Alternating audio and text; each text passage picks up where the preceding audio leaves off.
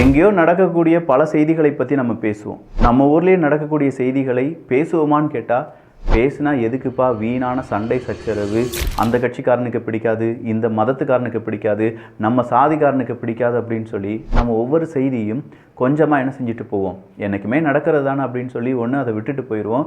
அப்படி இல்லைனா அதை பற்றி பேசுகிறதுக்கே தயங்குவோம். அண்ணா யூனிவர்சிட்டி வளாகத்துக்குள்ளே ஒரு பெண்ணுக்கு ஏற்பட்ட நிலைமை நாளைக்கு நம்ம வீட்டு குழந்தைக்கு யாருக்காவது ஏற்பட்டது என்றால் மனசு பதறும்ல.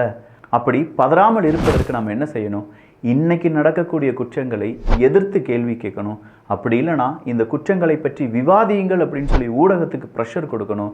அதுவும் இல்லையா, இந்த குற்றங்களை உடனடியாக விசாரித்து அந்த கயவர்களுக்கு தண்டனை வாங்கி கொடுங்கள் அப்படிங்கிற ஒரு கோரிக்கையை வைக்கணும். இது மூணையுமே செய்யாமல் இது ஒரு செய்தி, இதை பற்றி பேசவே கூடாதுன்னு சொல்லி கடந்து போகிறது அயோக்கியத்தனத்தினுடைய உச்சம். அப்போ இந்த மாதிரியான கயவர்களை என்ன செய்யலாம், அதற்கான பதில் உங்ககிட்ட ஏதாவது இருந்துச்சுன்னா கீழே கருத்துக்களாக பதிவு செய்யுங்கள். இதனுடைய கம்ப்ளீட் வீடியோ நம்ம தமிழ் பொக்கிஷத்தில் பதிவு பண்ணியிருக்கோம். தயவு செஞ்சு அதையும் ஒரு தடவை பார்த்துருங்க.